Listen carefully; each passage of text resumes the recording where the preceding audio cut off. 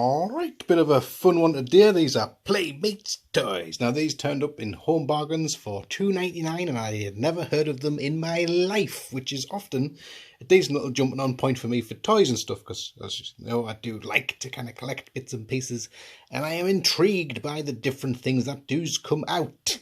Apparently this is a TV show, and what I really liked about them was just, obviously I do like Playmates, and I figured these would fit in quite nicely with the current Ninja Turtles, similar sort of style, and you could just use them as an additional character that you've created for that line. But do quite like the kind of the bios and concept on these guys. So here we have Sarge Charge, and a military themed toy. Sarge Charge leads the power players with a strategy for every skirmish and a blaster for every battle. So there you go. Couple of blasters there, and that's the rest of the team. Unfortunately, this guy could not find him, and the other one on the line, so they that would have been better. The other one on the line that I could not also find is Madcap, and he looks absolutely amazing. Look at that, it's like some sort of MODOK thing going on. They kind of all remind me of other things. Obviously, that is very much Mondo Gecko kind of inspired.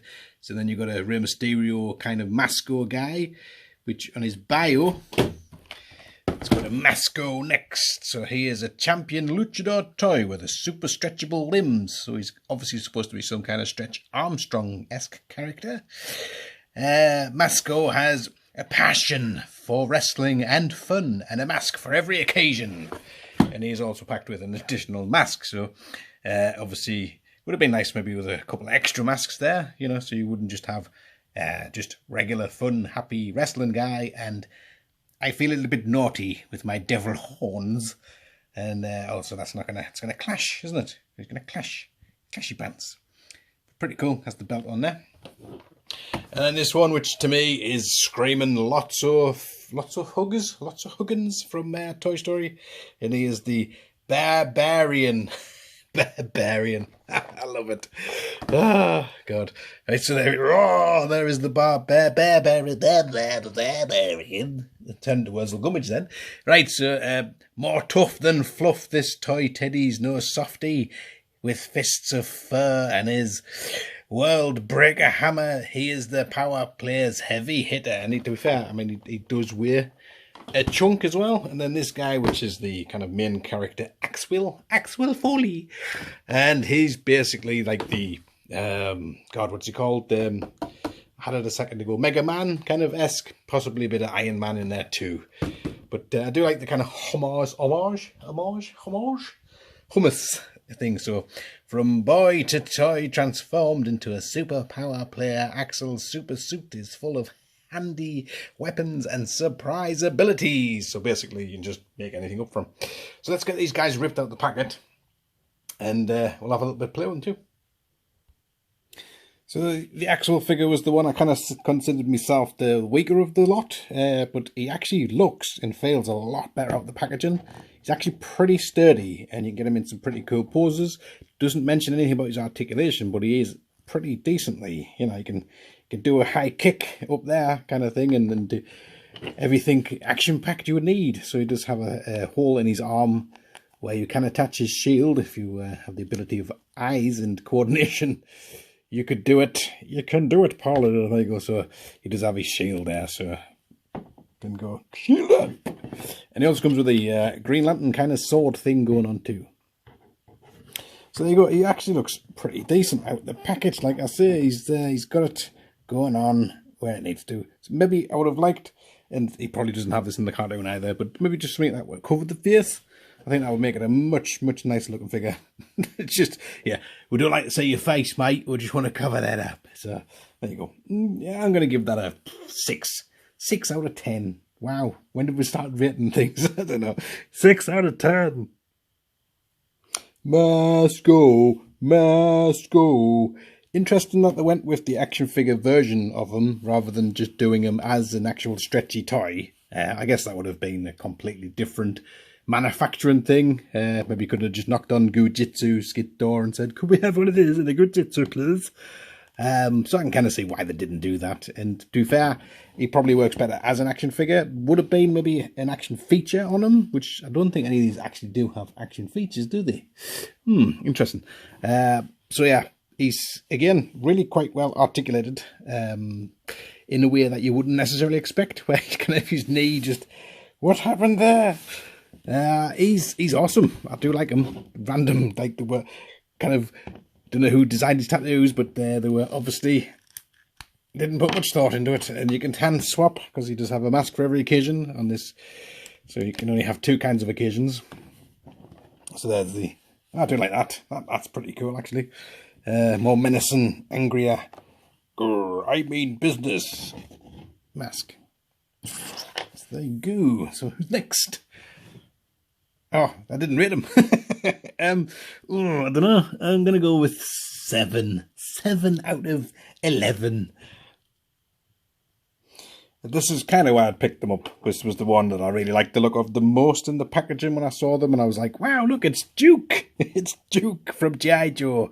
And obviously it's exactly what they're going for. He doesn't even have a scar on his face, which is a very Action Man, G.I. Joe-esque thingamabob. He does have a hole in his back, which you can put his backpack on there, which is, oh, look at that. Oh, he's ready to go on camping now, lads. Got pretty big boots, big old feet there, like.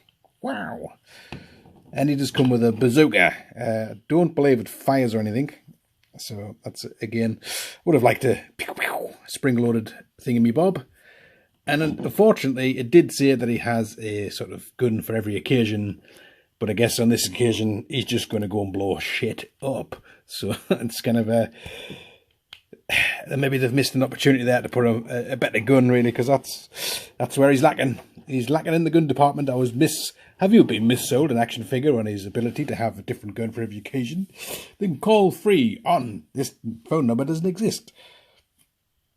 It would have been a 9. Had he got another gun, he would have been a 9. I'm going to have to mark him down. He's 8. The figure itself's brilliant. The accessory stuff, I'm not so keen on that. So there you go. Wow.